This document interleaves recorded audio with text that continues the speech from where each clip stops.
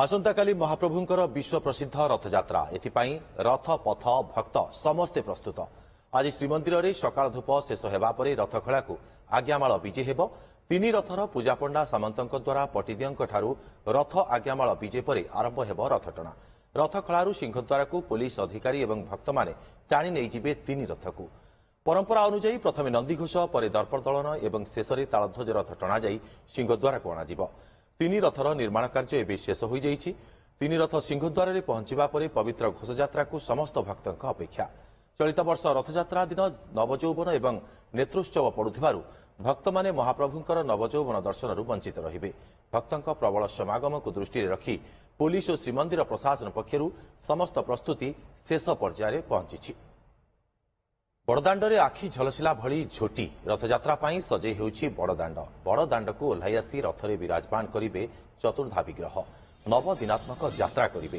खास एथिपाई झोटी चितारे झटकुछि बड़दाण्ड। एने अधिक सूचना देउछन्ति हम सहयोगी मधुसूदन मिश्र। पारंपरिक झोटी चितारे झलसुची बड़दाण्ड, झलसुची श्रीक्षेत्र। कारण महाप्रभु बड़दाण्ड को ओह्लाई आसिबे। तीन रथरे विराजमान करिवे चतुर्धा विग्रह। नवदिन यात्रा करिवे। सेइथिपाई झोटी चिता पका जाइछि। सिंहद्वार सम्मुखरु जेतेबेले महाप्रभु पहंडी होई सिंहद्वार निकटरे पहुंचबे सेई स्थानरु झोटी चिता लंबिची रथखला पर्यंत। ये होउछि तार निच्छक दृश्य। किभଳି भाबे अति सुंदर भाबे झोटी चिता करा जाइछि। सेई पारंपरिक शैली रे जो झोटी चिता गुरुवार आसिले बहु माने घरर ओडिया घरर बहु माने झोटी चिता पकाई थांती घर सम्मुखरे घर भितरे। सेई भଳି भाबे प्रतिटी पर्व पर्वाणी रे बहु माने घरर ओडिया घरर बहु माने झोटी चिता पकाई थांती। सेई भଳି भाबे एठी मध्य बड़दाण्डरे महाप्रभु जेहेतु ओह्लाई आसुचंती नवदिन यात्रा करूचंती सेइथिपाई एठी झोटी चिता पड़ी अति सुंदर भावे। एको जो पकाई गजेंद्र साहू जे कि ललित कला एकाडेमी जे कि संपादक थिले एवं अध्यापक दायित्व रे थिले। अनेक छात्र छात्री तांकोटारू शिखिचंती ए चित्र कला एवं जने वरिष्ठ चित्रशिल्पी हिसाब रे महाप्रभु का सेवारे लागिचंती।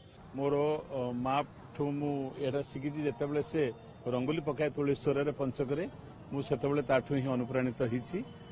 ये जो सुजोग मत मिली बड़दाण्डे चिता करने गत वर्ष महाप्रभु मत सुजोग सेवार सुजोग देते मु बहुत आनंद मन मो दायित्व तुले। मो संगे 28 जन पिला ए वर्ष कम करुँच। आम 24 तारीख रू एपर्यंत कम चलीचु एवं समस्ते निष्ठार सहकारे कम करुँच। सादा खाऊँ निरामिष भोजन रे समस्त कम करुँच। सारा विश्व जो दर्शक मैंने आसवे ओडिशार कला संस्कृति को निश्चित भाव में ये से उपलब्धि करें। ओडिशार कला संस्कृति जोटा पारंपरिक चिता अच्छी ताकू आम चिता माध्यम उपस्थापन करूँ।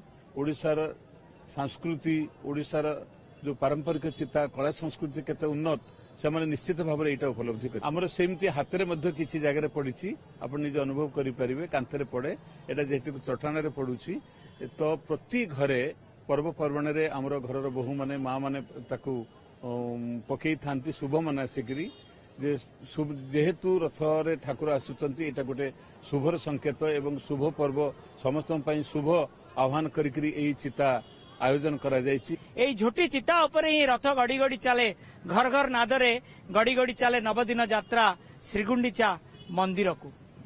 पुरीरू कैमरा पर्सन सोमनाथ गोछिकारंग मधुसूदन मिश्र, ओटीवी।